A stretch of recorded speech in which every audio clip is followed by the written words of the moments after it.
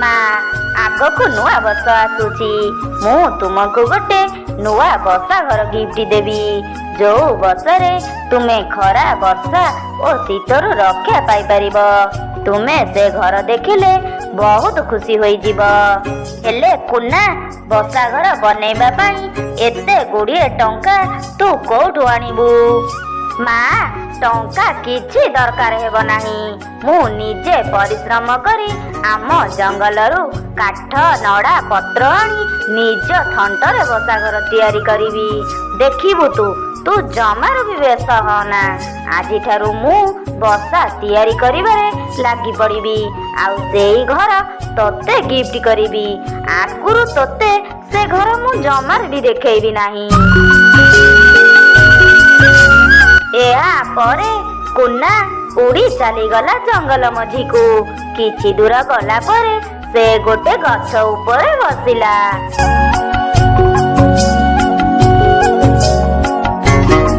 ଏହି ଗଛ ଉପରେ ବସା ତିଆରି କଲେ ବହୁତ ଭଲ ହେବ। ମୁଁ ଏହି ଗଛ ଉପରେ ହିଁ ବସା ତିଆରି କରିବି। ଯାଉଛି, ଏବେ ମୁଁ କାଠି କୁଟା ସଂଗ୍ରହ କରି ଆଣିବି। ଏହାପରେ କୁନା ଚଢ଼େଇ ଜଙ୍ଗଲରୁ କାଠି କୁଟା ସଂଗ୍ରହ କରି ଆଣି ବସା ତିଆରି କରିବାରେ ଲାଗି ପଡ଼ିଲା। 2026 ନୂଆ ବର୍ଷ ଆଉ ଗୋଟେ ଦିନ ବାକି ଥାଏ। କୁନାର ବସା ତିଆରି କାମ ସରିଗଲା। କାଲି ତ ନୂଆ ବର୍ଷ। ମୁଁ ମାକୁ ଏଠାକୁ ନେଇ ଆସିବି। ଏହି ଘରଟି ତାକୁ ଗିଫ୍ଟ କରିବି। ସେ ଏହି ବସା ଘର ଦେଖିଲେ ବହୁତ ଖୁସି ହୋଇଯିବ। ଯାହା ହେଉ, ମୋ ପରିଶ୍ରମର ଫଳ ବହୁତ ଭଲ।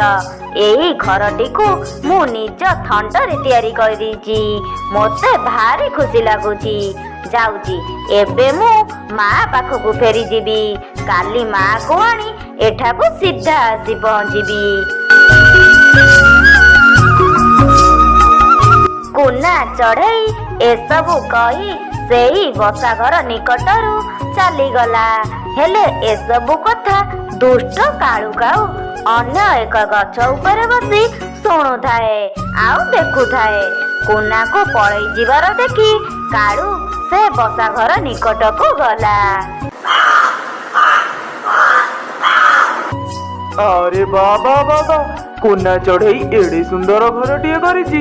ମୁଁ ଏଇ ଘରଟିକୁ ଏବେ ଭାଙ୍ଗିଦେବି। ଦେଖିବା ସେ ଏଇ ଘର କେମିତି ରହିବ। ମୁଁ ଥାଉ ଥାଉ ସେ ଏଇ ଘରେ କେବେ ବି ରହିପାରିବ ନାହିଁ। ମୋର ତା ଉପରେ ବହୁତ ଦିନର ରାଗ ଅଛି। ଏବେ ସୁଝେଇ ଦେବି।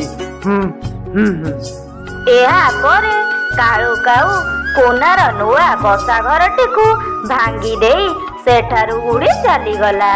ତା ପରଦିନ ହେଲା 2026 ମସିହା ଜାନୁଆରୀ ମାସ 1 ତାରିଖ। ନୂଆ ବର୍ଷ ଦିନ କୁନା ସକାଳୁ ସକାଳୁ ତା ମାକୁ କହିଲା, ମା କୁଆଡ଼େ ଗଲ ତମେ?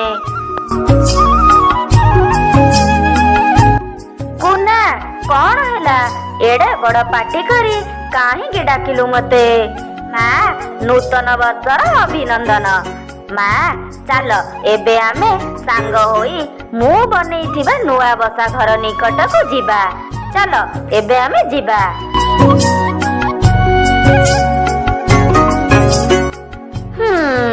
କୁନା, ଏ ଘର ତ ଆମ ବସା ଘର ଠାରୁ ଆହୁରି ଖରାପ।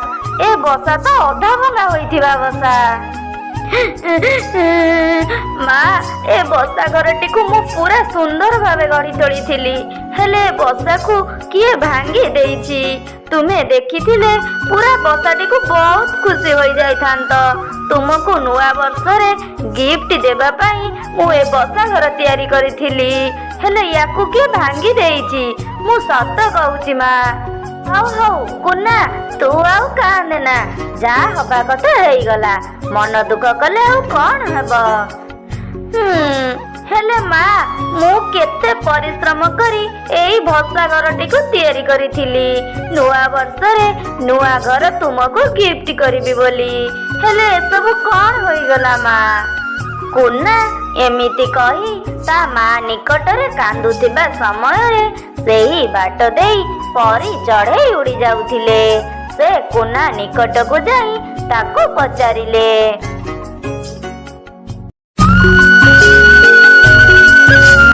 ଆରେ ଚଢ଼େଇ, ତୋର କଣ ଅସୁବିଧା ହୋଇଛି ଯେ ତୁ ଏମିତି କାହିଁକି କାନ୍ଦୁଛୁ? କୁନା ଚଢ଼େଇ ପରି ଚଢ଼େଇ ଠାରୁ ଏକଥା ଶୁଣି ତାଙ୍କ ଆଗରେ ତାର ସବୁ ଦୁଃଖ ଜଣାଇଲା ଯେ ସେ କାହିଁକି କାନ୍ଦୁଛି।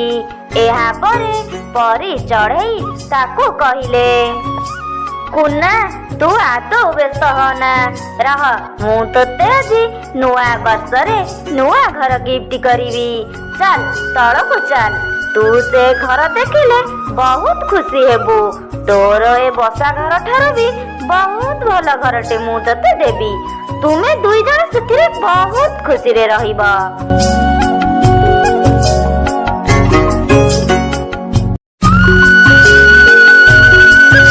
ହେ ଦେଖ କୁନା, ଏଇ ଘରଟି ତୋତେ କେମିତି ଲାଗୁଛି କହ?